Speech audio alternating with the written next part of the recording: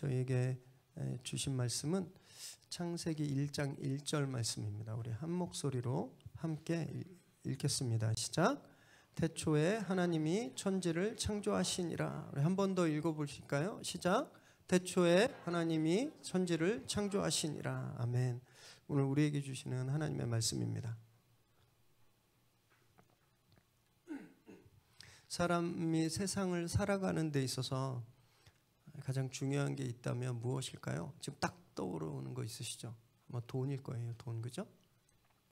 돈이 없으면 아무것도 할 수 있는 게 없습니다. 먹고 살 수도 없고 꿈 이상 이런 거 할 수도 없죠. 기본적인 생활이 불가능해요. 그래서 돈이 가장 중요할 수 있습니다. 또는 건강도 그렇죠. 건강. 아무리 돈이 많으면 뭐합니까? 건강이 나쁘면 만족이 없어요. 행복할 수 없습니다. 일할 수 없고 활동도 할 수 없죠. 그래서 건강도 사람이 살아가는데 가장 중요한 것일 수 있어요. 그 외에도 어떤 분들은 꿈, 이상 또는 사랑하는 사람 이런 것이 인생에서 가장 중요할 수 있습니다. 그런데 이런 것보다 정말로 진짜 더 중요한 게 있는데 그게 뭔지 아세요? 세계관입니다. 세계관. 세계관은 세상을 보는 눈, 세상을 보는 렌즈라고 할 수 있어요. 그걸 통해서 세상을 보고 이해하고 해석하는 거거든요. 이 세계관이 없거나 세계관이 건강하지 않으면 다 무너집니다. 돈, 건강, 관계, 믿음, 꿈 이런 거 순식간에 무너져요. 저희가 그걸 똑똑히 지금 보고 있습니다. 지난 월요일이죠. 25일에 미국 미네소타주의 미니애폴리스라는 곳에서 46 먹은 조지 플로이드라는 분이 있어요. 아프리칸 아메리칸입니다. 상식적으로 흑인이란 말은 안 쓰시는 게 좋아요. 아프리칸 아메리칸인데 위조 지폐 20불을 위조 지폐를 사용했다라는 그런 혐의로 경찰의 그 조사를 받는 과정에서 과잉 진압을 당하게 됩니다. 그래서 경찰이 이 조지 플로이드를 땅바닥에 놓고 목을 눌렀는데 호흡곤란이 왔어요. 그래서 I can't breathe. 내 숨 쉴 수 없다. 계속 얘기했는데 경찰이 계속 눌렀어요. 그래서 사망하는 사건이 있었습니다. 근데 요새는요 감춰지는 게 없죠. 사람들이 그 광경을 찍고 또 주변에 있는 CCTV가 그 영상을 다 녹화한 거예요. 그래서 이게 막 알려지기 시작하니까 경찰이 여기에 대한 변명을 했습니다. 이 조지가 총으로 위협을 했다, 반항했다, 폭력을 행사했다 했는데 CCTV 영상엔 전혀 그런 모습이 없는 거예요. 그랬더니 이 사람이 과거에 감옥살이를 했다, 막 이런 얘기를 했는데 동네 평판은 개과천선한 사람이었던 거예요. 인종차별 반대 시위가 막 순식간에 불타올랐습니다. 딱 상황이요. 불나기 최적의 상황이었어요. 코로나19로 인해서 빈민층의 절대 다수를 이루고 있는 아프리칸 아메리칸들이 많이 사망했거든요. 그런데 의료 혜택을 전혀 받을 수가 없었습니다. 여러분, 우리가 대한민국에 살고 있다는 거 진짜 성경적으로 말하면 에덴 동산에서 살고 있다고 생각하시면 돼요. 미국에서 코로나 그 검사 하는데 200만 원 이상이 듭니다. 자기 돈으로 해야 돼요. 그래서 검사를 못 받는 거예요. 그래서 그냥 죽어갔습니다. 코로나로 실직자들이 유례 없이 막 생기고 또 어떤 일도 있었냐면요. 아프리칸 아메리칸 청년인데 아머드 알버리라고 하는 청년이 있었어요. 이 사람이 조깅하는데 백인 부자예요. 맥마이클이라는 부자가 시민 자치권, 시민 체포권을 행사하다가 아마 이 친구가 이 부잣집의 어떤 울타리 옆이나 그 영토를 그 소유지를 지나가고 있었겠죠. 살해했습니다. 이 인종차별적인 폭력의 피해자가 막 나오니까 여기에 이 조지 플로이드 사건이 트리거가 된 거죠. 불씨를 터뜨려서 확 타올랐습니다. 수많은 사람들이 일주일 사이에 어마어마하게 시위에 나서게 됐어요. 미네소타 수사는요 이미 통제 불능입니다. 과격한 시위가 여기뿐만이 아니라 워싱턴 DC, LA, 뉴욕, 켄터키, 애틀란타로 지금 정말 확 퍼졌어요. 쇼핑몰들이 막 약탈당하고 차가 불타고 전쟁터랍니다. 전쟁터. CNN 뉴스를 좀 봤더니 진짜 아비규환이에요. 여기에 타는 불에 기름을 부은 분이 또 계셨죠. 트 형님? 트위터에 약탈이 발생하면 발포가 일어날 거다 이렇게 이야기했습니다. 이게 니네 약탈하면 총으로 쏠 거야라는 의도로 이제 이야기했는데 나중에 자기는 아니라고 얘기했지만 우리는 다 알잖아요. 마치 경찰들 주 방위군 군인들에게 발포를 허락하고 명령한 것처럼 트위터에 나오니까 사람들이 백악관에 몰려갔어요. 그래서 한때 백악관이 셧다운되는 일이 있었습니다. 이 짧은 기간 동안에 정말 급박하게 일어나는 이 사건의 직접적인 원인들은 있겠죠, 그죠? 백인 경찰에 의한 살해, 인종차별적인 태도, 코로나 영향, 이런 직접적인 원인들을 찾아볼 수 있지만요. 이런 일이 일어나게 된 근본적인 이유는요, 세계관이 잘못되었기 때문에 그렇습니다. 세상을 칼라로 나누는 인종차별적인 세계관, 부자와 가난한 자를 나누는 이런 세계관, 또 저항하는 데 있어서 폭력은 당연하다, 이 폭력을 정당화하는 세계관들이 뒤섞여 버리니까 엄청나게 파괴적인 시너지 효과를 내버린 거예요. 잘못된 세계관들이 부딪히니까, 여러분 미국이 세계 최고의 국가잖아요. 세계에서 제일 잘 사는 나라고, 세계에서 가장 강한 군대를 가지고 있고, 민주주의와 시민의식의 큰형님이라고 하는 이 시스템이 다 해체돼 버린 겁니다. 세계관이 틀어져 버리니까 아무것도 이 위기 상황에 해결해 줄 수 있는 힘이 없다라는 거예요. 여러분, 그래서 세계관이 가장 중요한 겁니다. 어떤 눈으로 세상을 보는가? 내가 살고 있는 이 세상이 어떤 세상인가? 그걸 제대로 봐야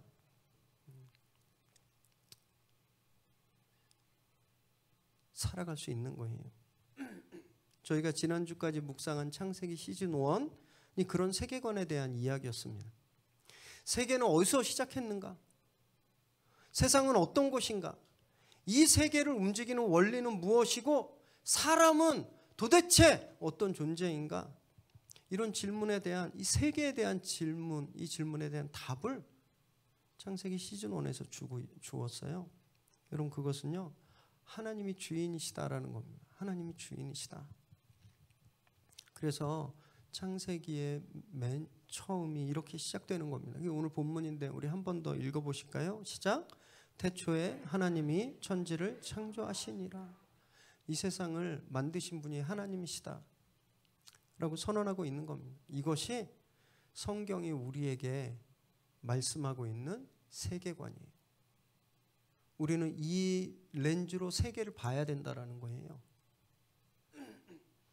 호메로스는 자기가 쓴 서사시 일리아드와 오디세이에서요, 영웅과 신에 의해 움직이는 신화적 세계관을 노래했습니다. 이것이 그레코 로만 시대의 기본적인 세상을 보는 눈이었어요. 또 인도의 아리아인들은요, 요가와 크세마, 뭐냐 하면 수행과 정착, 이것을 반복하면서 공동체를 만들어가는 그런 세계관을 말했습니다. 근데 우리는 어떤 세계관을 가져야 되는가? 성경이 분명하게 말씀하고 있는 하나님이 주인이시다라고 하는 하나님 중심의 세계관, 우리 그 세계관을 붙들어야 됩니다. 이게 잘못되면 다 무너지는 거예요. 아무리 오래 신앙생활을 하고 아무리 경력을 쌓고 교회 직분을 가졌더라도 이 세계관이 흔들려 버리면 진짜 모래 위에 지은 집처럼 순식간에 무너져 버립니다. 특히 요즘처럼 위기의 순간에는 정말 완전 바로 무너져 버리는 거예요. 지난 24일 동안 그래서 우리는 세상을 어떻게 봐야 될까? 이 세상을 어떻게 이해해야 될까? 그것을 말씀을 따라가며 묵상해 본, 점검해 본 시간이었습니다. 오늘 시즌 1을 한번 간략하게 총정리할 텐데 다시 한번 우리 안에 하나님께서 주신 그 거룩한 세계관을 바로 세우는 시간이 되시기를 바랍니다. 저희가 묵상한 1장에서 11장까지는요. 창세기 전체를 놓고 볼 때 약 5분의 1 분량밖에 되지 않습니다. 창세기가 총 50장이거든요. 5분의 1. 그런데 이 5분의 1에 담겨 있는 시간은요. 나머지 성경 전체와 그리고 지금까지의 시간을 다 합쳐놓은 것하고는 비교도 할 수 없을 만큼 어마어마하게 장구한 시간이 담겨져 있어요. 우리가 역사라고 부르는 그 이전의 시간까지 다 들어있는 겁니다. 이 세상에 과학이 나오기 전에 이야기들이 그 시간들이 여기에 다 있는 거예요. 그래서 이 시즌 1을 나눌 때 참 어려움이 있었죠. 왜냐하면 쉽게 받아들일 수 있는 그런 사건들이 이야기들이 여기 들어있기 때문에 그래요. 우리는 현대 과학 시대를 살고 있습니다. 초과학, 그냥 과학도 아니에요. 그냥 저만큼 앞에 가 있는 그런 과학 시대를 살고 있는 우리가 이런 프라이멀 에이지, 과학으로 설명될 수 없는 역사 이전의 시간들을 볼 때 이해하기가 어렵죠. 그래서 진짜 희한한 건 뭔지 아세요? 창세기를 읽으면서 질문이 없는 것 진짜 기적입니다. 기적. 진짜 기적이에요. 애들은요. 학교 입학하면 질문이 많아져요. 그렇죠? 학교 막 질문하죠. 선생님 이거 뭐예요? 이거 뭐예요? 이거 뭐예요? 계속 물어요. 초등학교 1학년 선생님들이 제일 돌아버리신대요. 그래서 계속 물었어. 여러분 같은 시대에 같은 문화와 같은 시간을 살고 있지만 새로운 환경에 가면 그런 질문이 생기는 게 당연한 거잖아요. 근데 우리는요. 우리 시대와 비교할 수 없는, 우리 시대로 도저히 이해할 수 없는 그 미지의 시간들, 역사 이전의 시간들을 읽는데 아무 질문이 없는 건 둘 중에 하나예요. 관심이 없거나 아니면 모자르거나.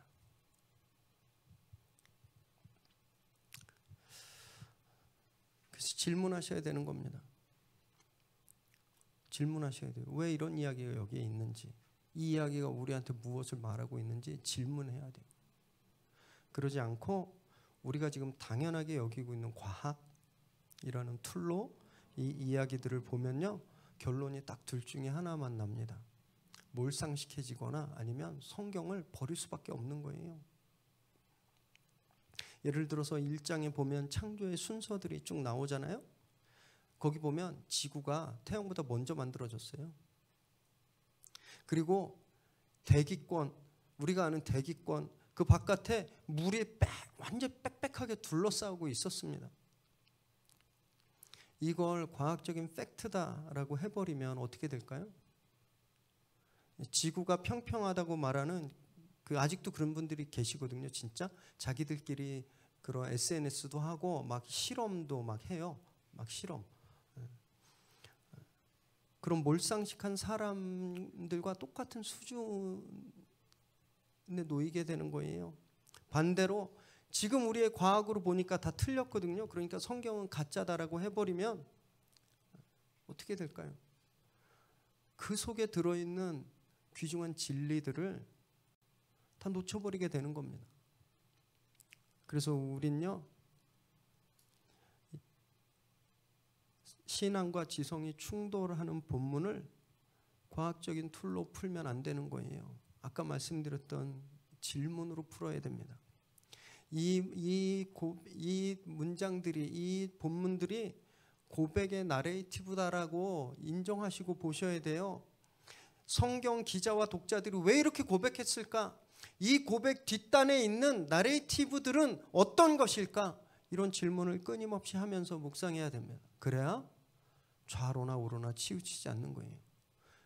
몰상식하거나 성경을 부정하거나 그렇게 치우치지 않고 정말 하나님이 주시는 메시지를 잘 찾아갈 수 있게 되는 겁니다.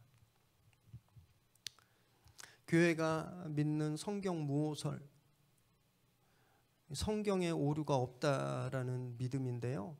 그건 하나님의 그런 메시지, 이런 고백들 뒷단에 도도하게 흐르고 있는 하나님의 메시지, 하나님의 뜻, 그것이 오류가 없다는 뜻이지, 그 뜻을 받은 사람들의 상식과 언어에 오류가 없다는 뜻이 전혀 아닙니다. 이걸 헷갈리시면 안 돼요.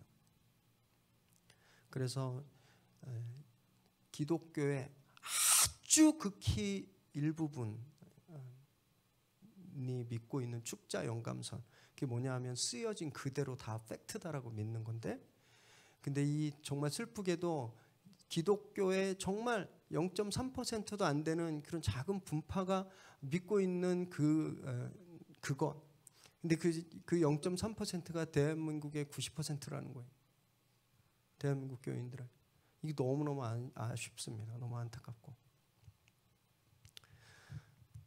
그런 축자연감술처럼 글자 그대로가 다 과학이고 팩트다라고 하는 건요, 얼마나 위험하냐 하면 하나님이 아니라 오히려 그걸 기록한 사람들의 상식과 그들의 언어, 그들을 신격화하는 위험이 있다라는 겁니다.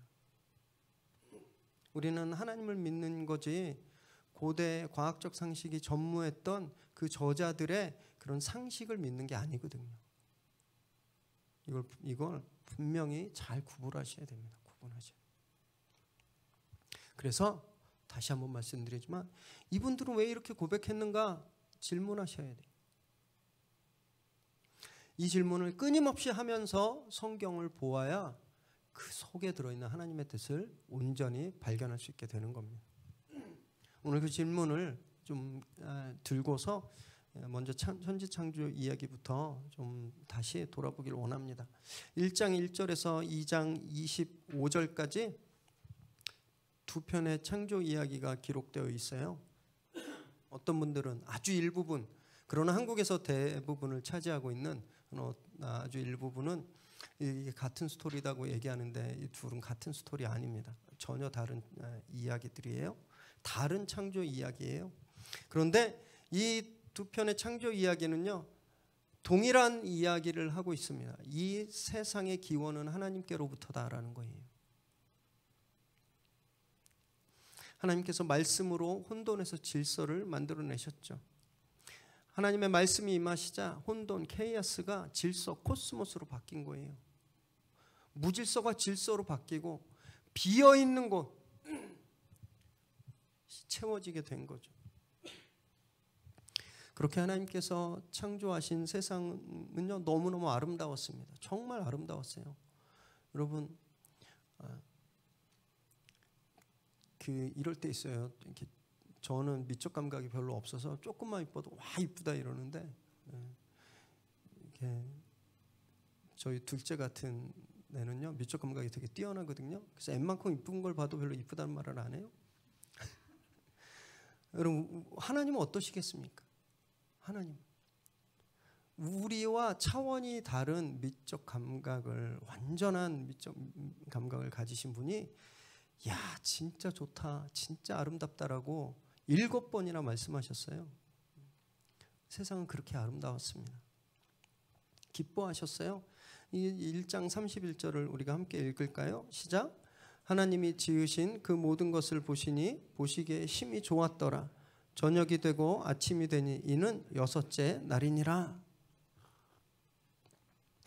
보시기에 좋았다라고요. 너무 좋다, 너무 기쁘다, 이 말씀을 7번을 하셨습니다. 심지어 마지막 번째는요, 너무 심히, 진짜 하나님께서 이렇게 굉장히 감정적인 표현을 쓰실 정도면 진짜 어마어마하게 좋으셨던 거였거든요.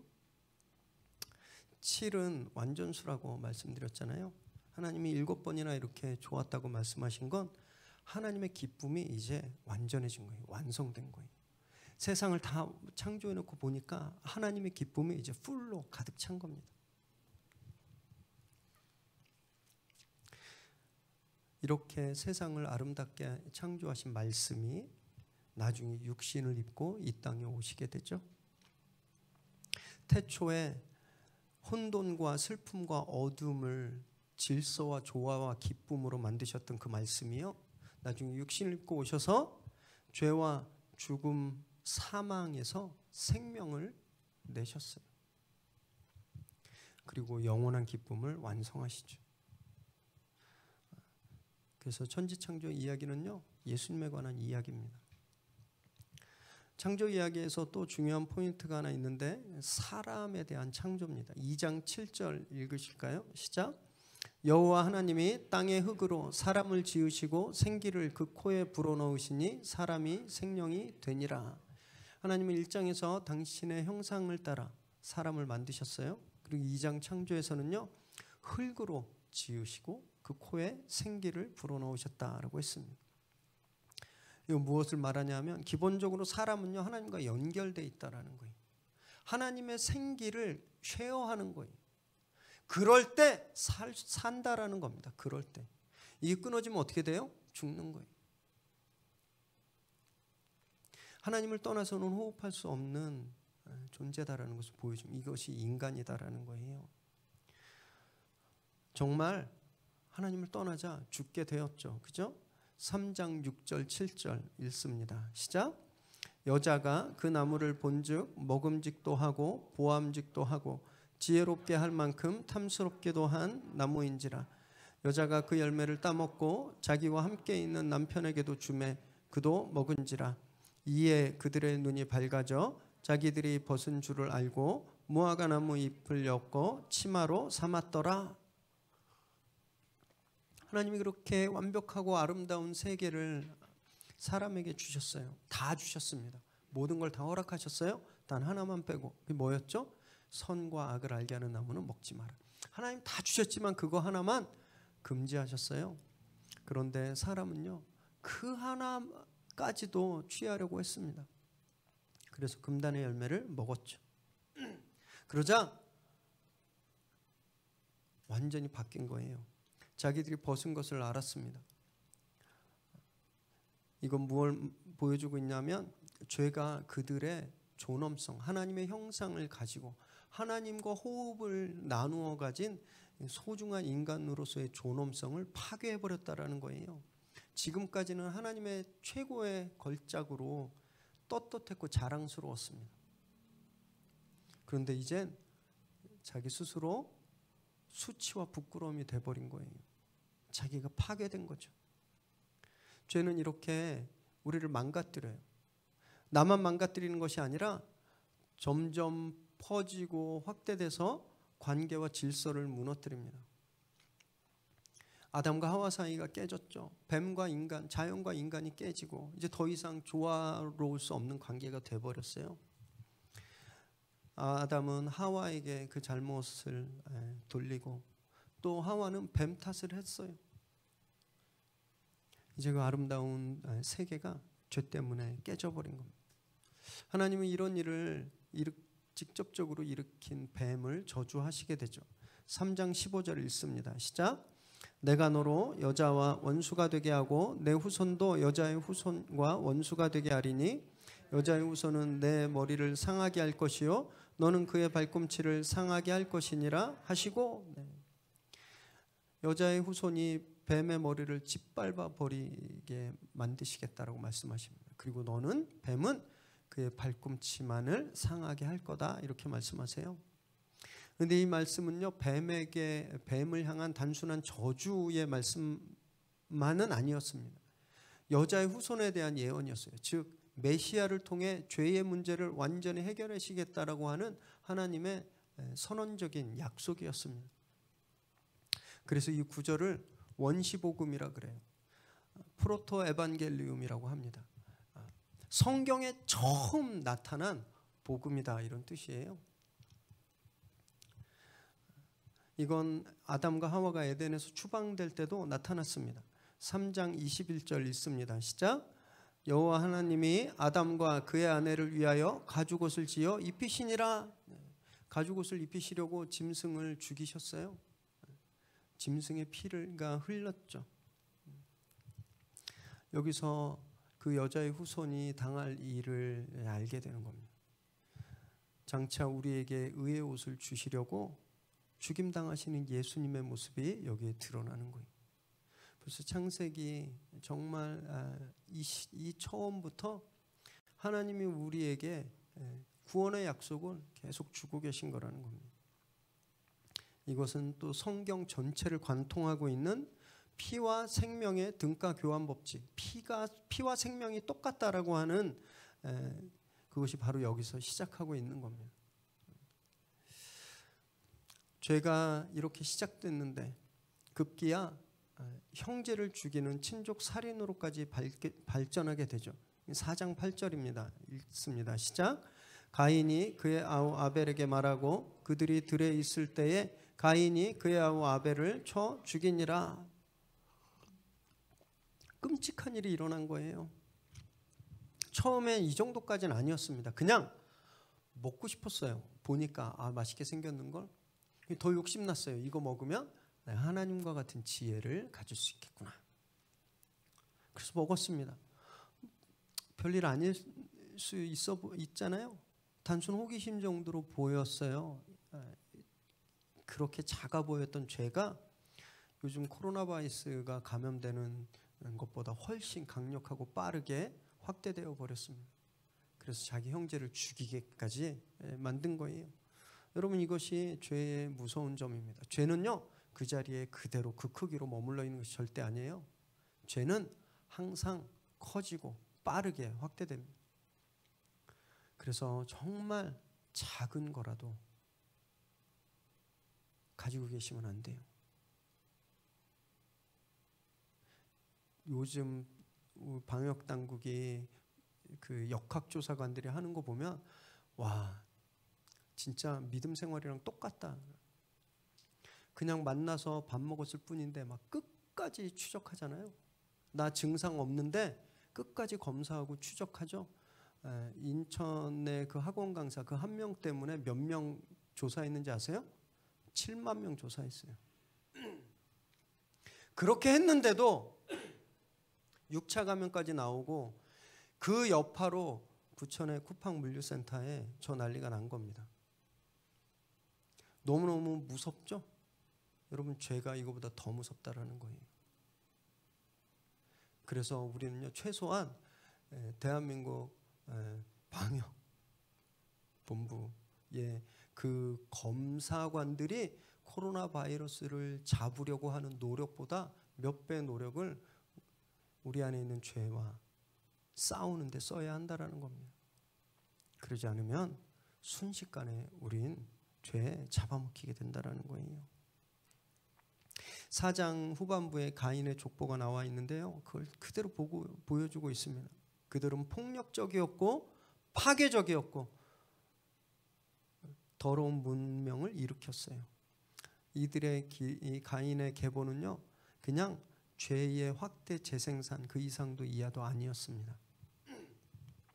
하나님은 그렇게 죄가 확대되고 빠르게 재생산되는 그 세상에서 당신이 선언하셨던 뱀의 머리를 짓밟아 버릴 그 계획을 아무도 알아차릴 수 없을 정도로 은밀하게 하지만 단호하게 시작하셨어요.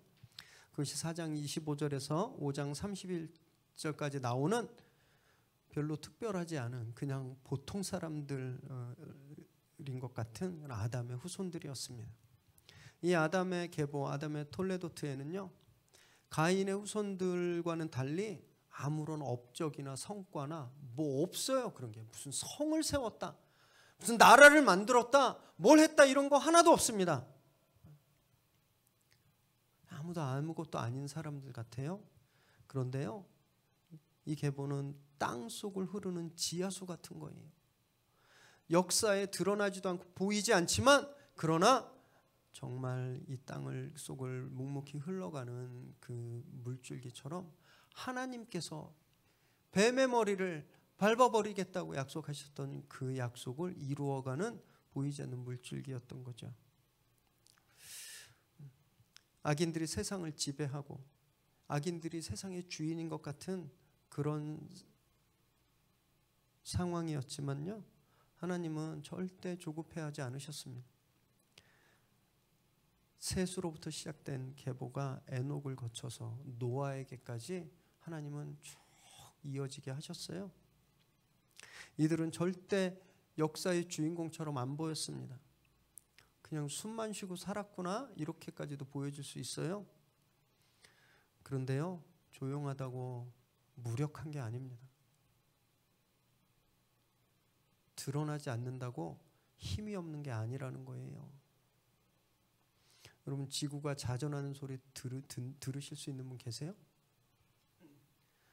빨리 병원 가셔야 돼요. 들리면. 너무 큰 소리는요, 우리 귀에 안 들려요. 하나님이 이 계보를 통해서 일하고 계셨던 구원의 약속은요, 어마어마하게 큰 소리였습니다. 그래서 세상이 들을 수가 없었던 뿐이에요. 여러분, 내 삶은 왜 이렇게 조용할까? 나는 왜 이렇게 드러나는 것도 없고 세상에 내세울 것도 없고 그냥 겨우 숨만 쉬면서 사는 인생인가 보다 이렇게 생각될 때 있으시죠? 바꾸십시오. 하나님이 나에게 어마어마하게 큰 일을 행하고 계셔서 사람들이 듣지 못하는구나 이렇게 생각하십시오. 하나님 우리에게 그런 일을 행하시는 분이십니다. 하나님이 노아를 통해서 그 일을 진짜 이루셨어요. 6장 13절 14절 읽습니다. 시작. 하나님이 노아에게 이르시되 모든 혈육 있는 자의 포악함이 땅에 가득함으로 그 끝날이 내 앞에 이르렀으니 내가 그들을 땅과 함께 멸하리라.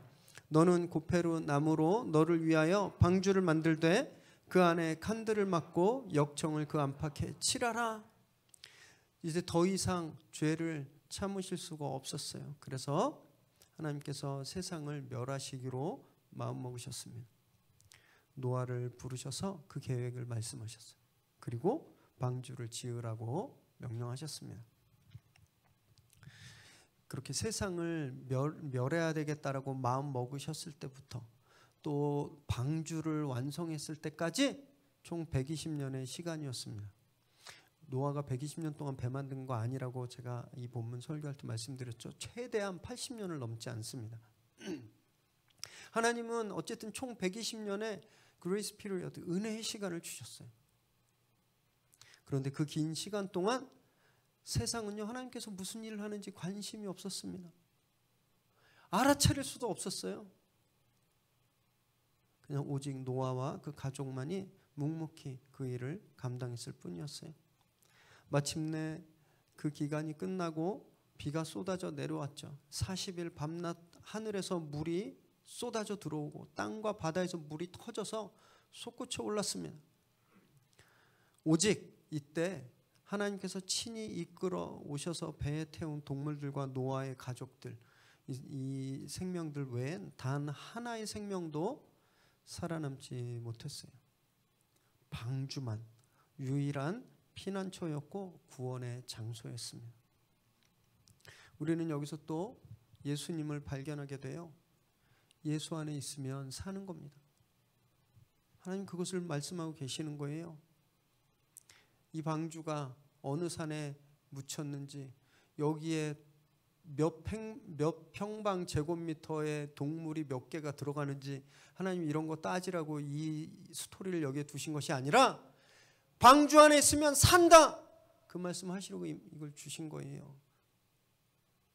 이걸 통해서 오직 예수 안에 있어야만 산다라는 메시지를 우리에게 주고 계신 겁니다. 계속 뱀을 끝장낼 여자의 후손, 그분에 대한 예고편을 계속 던져주고 계신 거예요. 그걸 붙들어야 되는 거죠. 또 그 방주 안에 거한다, 예수 안에 거한다는 것이 어떤 것인지 또 잘 보여주고 있는데, 이 방주의 설계도를 보면요, 방주에 모터도 없고 노도 없고 키도 없고 삿대도 없었어요. 돛대도 없었습니다. 달나라에 그 돛대도 아니 달고 삿대도 없이 가는 그 배처럼 방주는 아무것도 없었어요.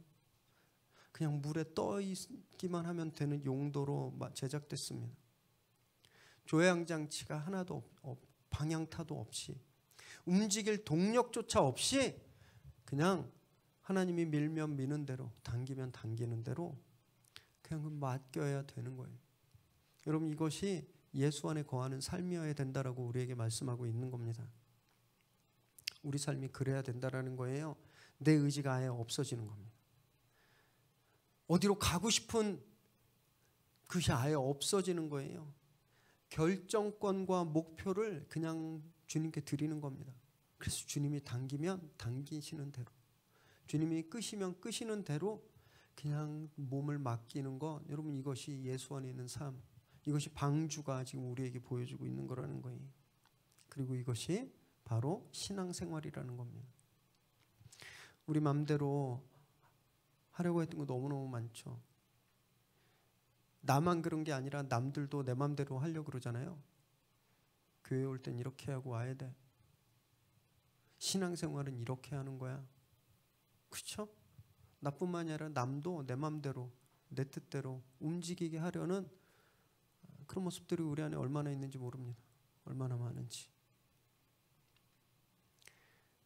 내 방향타가 있는 것, 내 자체 모터 엔진이 있는 건 여러분 방주 안에 있는 게 아니라는 거예요.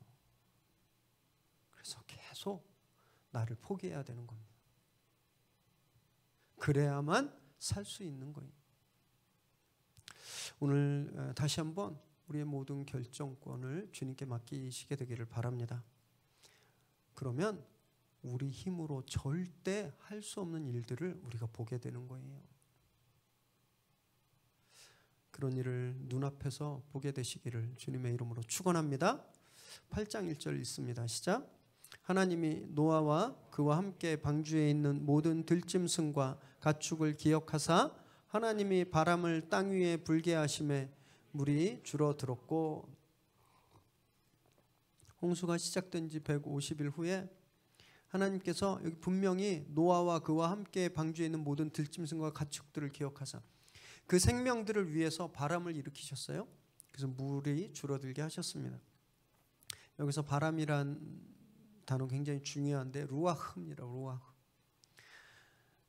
호흡, 생기, 영이라는 뜻이에요. 이 단어가 1장 2절에서도 쓰였습니다. 하나님의 영이 수면 위에 운행하시다고 할 때 그 하나님의 영, 루아흐였어요. 또 2장에서 하나님이 흙으로 만든 아담의 코에 호흡을 훅 불어넣으셨죠. 루아흐였습니다. 똑같은 단어예요. 데칼코마니 같아요. 태초에 루아흐가 수면 위를 운행하시고 창조가 시작되었잖아요.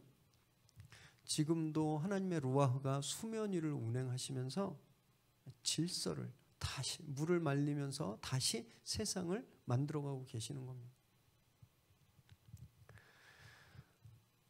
여러분, 그래서 진짜 우리 문제가 해결되기 위해서는요, 성령의 바람이 우리에게 불어와야 됩니다.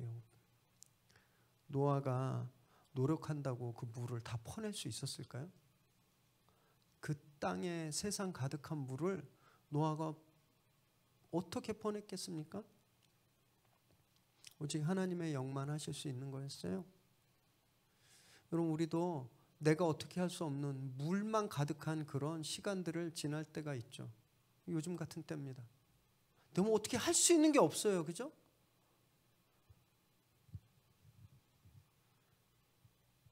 노력한다고 달라지면 진짜 뼈가 부서지도록 노력할 텐데 할 수가 없습니다. 안전한 곳이 하나도 없어요. 그냥 온 세상이 지금 물밭입니다. 그때 내가 뭘 하겠다는 생각을 내려놓으시고요, 성령의 바람이 우리에게 불어오길 기도하십시오. 성령의 바람이 불어와야 이 문제들이 증발하게 되는 거예요. 그래서 기도가 가장 빠른 해결책이라는 겁니다.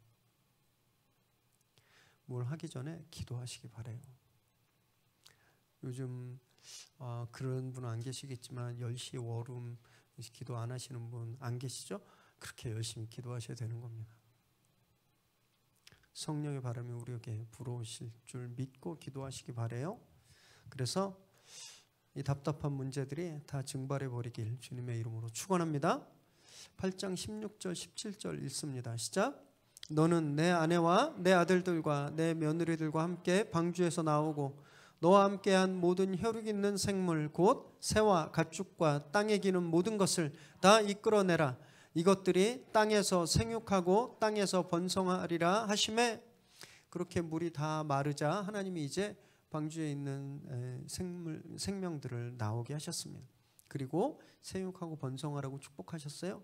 이 명령은요, 이들을 맨 처음 창조하셨을 때 주셨던 말씀과 정확히 일치합니다.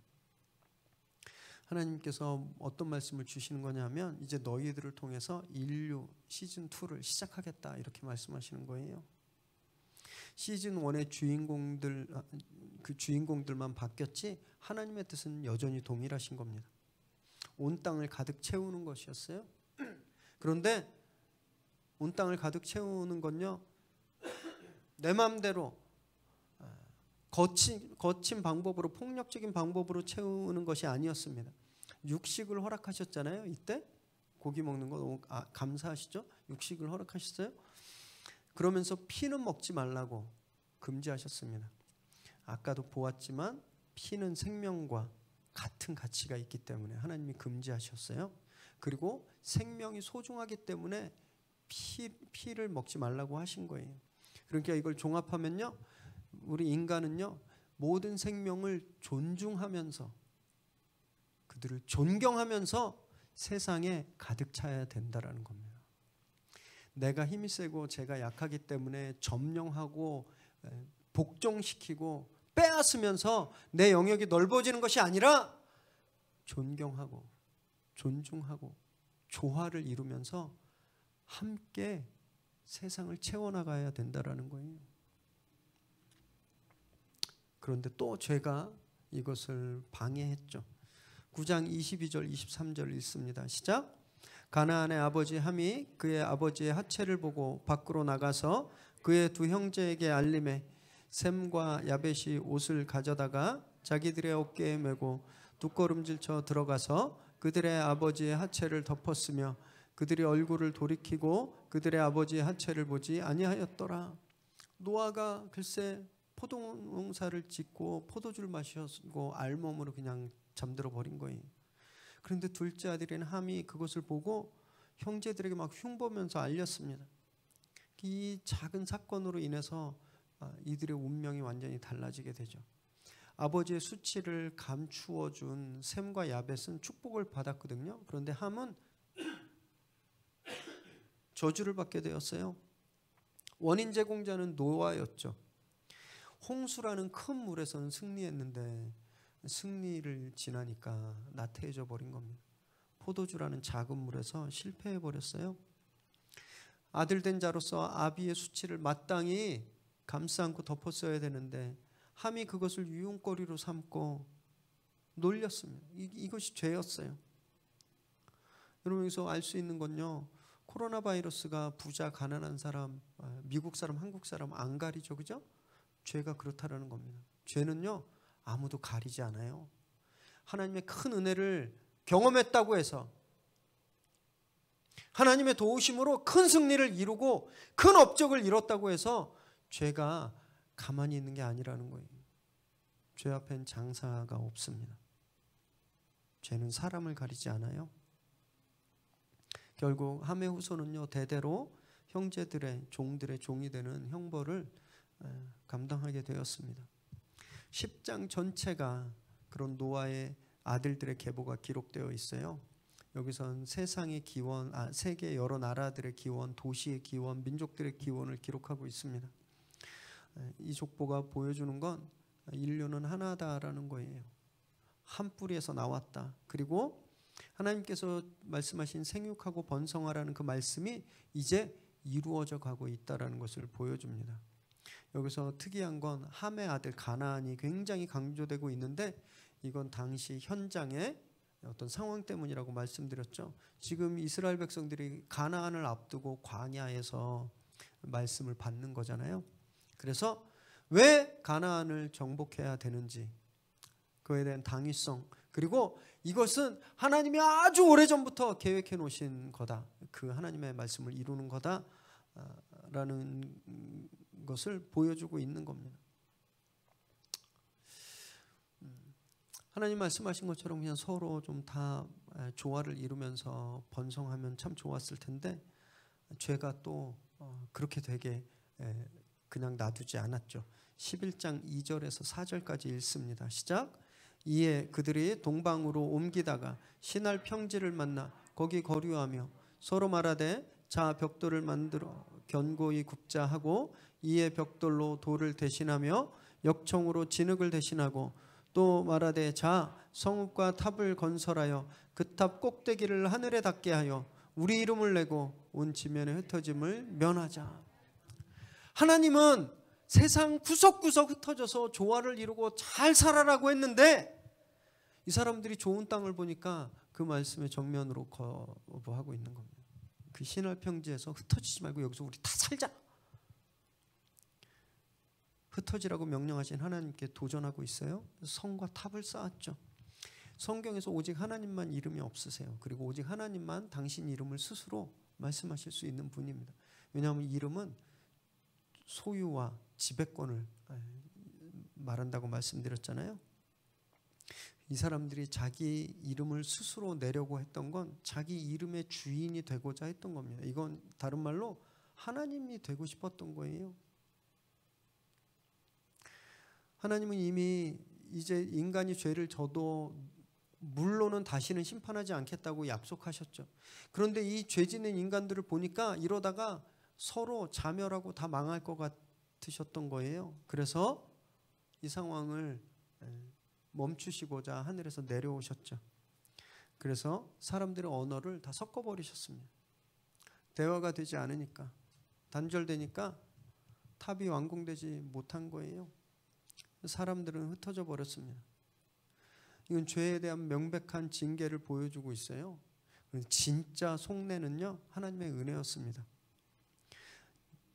죽으러 가는 길을 하나님이 딱 막아주신 거예요. 그래서 결과적으로 살게 하신 겁니다. 그리고 나서 하나님은요, 창조 때부터 약속하시고 지금까지 계속 작업해 오셨던 그 약속, 그 구원의 약속, 뱀의 머리를 짓밟아 버릴 그 여자의 후손에 대한 것을 이제 구체적으로 세상에 보여주셨어요. 11장 24절에서 26절 읽습니다. 시작. 나홀은 29세에 데라를 낳았고 데라를 낳은 후에 119년을 지내며 자녀를 낳았으며 데라는 70세에 아브람과 나홀과 하란을 낳았더라. 마치 하나님이 회초리만 휘두르신 것 같았어요. 멀쩡하게 건축업 잘하고 멀쩡하게 잘 화기애애하게 모처럼 협력해서 막 열심히 작업하고 있는데 하나님이 채찍으로 막 그걸 다 흩어버리셨죠.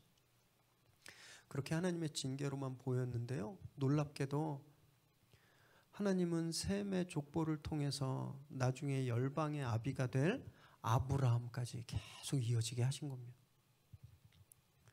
이제 드디어 그 언약이 어떤 건지, 누구를 통해 이루어지는지 그 서광이 보이기 시작하는 겁니다. 여기 기록된 11장에 기록된 셈의 톨레도트에는요, 굉장히 독특한 특징이 있다고 지난주에 말씀드렸지만 아마 기억하지 못하실 것 같아서 죽었다는 기록이 없는 거예요. 이전의 기록은요, 낳고 살고 지내다 죽었다였는데요, 셈의 족보에는요, 낳고 지내며 낳았다로 끝났습니다. 이 사람들이 안 죽고 다 살아있어서 그런가요? 그러지 않았습니다. 이 사람들도 다 죽었어요. 그런데 성경은 그들이 낳고 지내고 낳았다라고 이야기하는 겁니다. 게다가 다른 조상들에 비해서 3분의 1 정도로, 지금으로 치면 무지 긴 시간이지만 약 한 300년, 그러나 그 전 선조들에 비하면 3분의 1밖에 되지 않은 짧은 시간을 살았지만 성경은 그들의 시간이 질적으로 다른 시간이었다라고 말하는 거예요. 죽어가는 시간이 아니라 지내는 시간이었다라고 말하는 겁니다. 그 이유는요, 하나님과 함께 했기 때문에. 하나님과 함께 할 때 우리는 그냥 살다가 죽는 인생이 아니라 살고 낳고 지내는 인생, 죽음을 초월한 인생이 된다라는 것을 말씀하고 있는 거예요. 여러분, 그래서요, 얼마나 오래 사는가가 중요한 게 아니라 어떻게 사는가가 훨씬 더 중요한 겁니다. 얼마나 풍족하게 사는가가 아니라 누구와 함께 사는가, 이게 진짜 중요한 거라는 거예요. 여러분, 누구와 살고 있습니까? 누구와 동행하고 계십니까 지금? 여러분, 어떤 삶을 꿈꾸세요? 세상과 비교해 보면 너무 초라하시죠, 그죠? 세상은 엄청나게 풍족한데, 신문 기사 보니까 코로나 때문에 장사가 다 안 되시잖아요. 샤땡으로 시작하는 명품 아세요? 문 열기 전부터 사람들이 줄을 나래비로 서가지고 다 쓸어 갔대요. 왜냐하면 그 다음날 가격 올린다 그러니까 사람들이 막 몰려간 거예요. 여러분, 그런 걸 보면서 내가 얼마나 불쌍해 보여요. 나는 그거 한 번도 못 만져봤는데 그걸 사려고 사람들이 저렇게 많이 가 있고,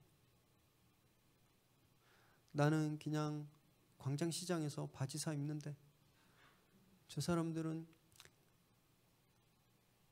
무슨 다에 가서 맨날 입고. 여러분, 그런 세상을 보면서 우리가 얼마나 초라하게 느껴질 때가 많습니까? 여러분, 그런데요, 반드시 기억하셔야 되는 겁니다. 우리는 그들과 질적으로 완전히 다른 삶을 살고 있는 거예요. 우리는 하나님과 동행하고 있기 때문에 그렇습니다.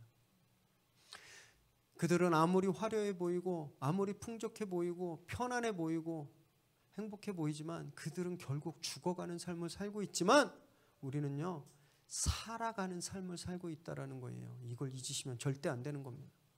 이걸 잊어버리니까 계속 맨날 울고, 나는 왜 이렇지? 왜 내 인생은 이 모양이지? 왜 내일은 안 풀리지? 우리가 그렇게 불평하는 거예요. 이 사실을 절대 잊어버리지 마시기 바랍니다. 성경은 우리에게 분명히 증거하고 있어요. 우리 인생은요, 질적으로 다른 삶이라는 겁니다. 풍족하지만 죽어가는 삶을 부러워하지 마시기 바라요. 우리가 진짜 살아있는 삶을 산다라는 것을 믿으시기 바랍니다. 지금까지 진짜 딱 50분 정도 굉장히 짧은 시간 동안 수십만 년에서 수억 년의 시간을 정리해 보았습니다. 설교를 이렇게 원고를 다 쓰고 보니까요, 제가 진짜 의도하지 않았거든요. 그런데 소주제가 몇 개예요? 7개. 성경에서 7은 뭐라 그랬죠? 완전수. 그래서 제가 오늘 정리한 건 완전 정복. 창세기 시즌 1에 완전 정복. 그래서 너무 감사했어요, 하나님께. 하나님 감사합니다. 우리가 이걸 통해서 본 건요, 하나님은 영원전부터 지금까지 단 한 번도 역사의 변두리에 계셔 본 적이 없다라는 겁니다. 이 세계의 주인이시라는 거예요. 세계가 하나님으로부터 시작했고 그분에 의해 움직이고 다시 그분께 돌아간다라는 거예요. 로마서 11장 36절 읽습니다. 시작. 이는 만물이 주에게서 나오고 주로 말미암고 주에게로 돌아감이라. 그에게 영광이 세세에 있을지어다. 아멘. 이것이 우리의 세계관이어야 된다는 겁니다. 세상 보면요, 돈에서 시작하고 돈으로 끝나잖아요. 힘의 논리로 움직이고 진영 논리가, 프레임이 세계관을 지배합니다. 우린 그걸 거부해야 돼요. 우리가 품고 살아가야 되는 세계관은요, 하나님께서 이 세상의 주인이시다라는 겁니다. 이게 흔들려 버리면 다 흔들리는 거예요. 이게 무너져 버리면 여태까지 쌓아놓은 거 아무짝에도 쓸모가 없어지는 겁니다. 거룩한 세계관으로 세상에 맞서길 바랍니다. 하나님은 단 한 번도 실패하신 적이 없으시고 단 한 번도 쉬어보신 적이 없으세요. 창세기 시즌 1에서 그렇게 엄청나게 큰 일을 행하셨던 그 하나님께서 지금 우리와 똑같은 일을 하고 계심을 믿으시기 바랍니다. 여러분, 그래서 우리는요, 이 혼돈의 시대를 꿋꿋하게 살아갈 수 있는 거예요. 그 하나님이 계시기 때문에. 다시 한번 하나님께서 모든 시간과 온 우주의 주인이심을 선포하시기 바랍니다. 그래서 아브라함의 계보를 오늘 이어가는 저와 여러분 되시기를 주님의 이름으로 축원합니다. 기도하겠습니다.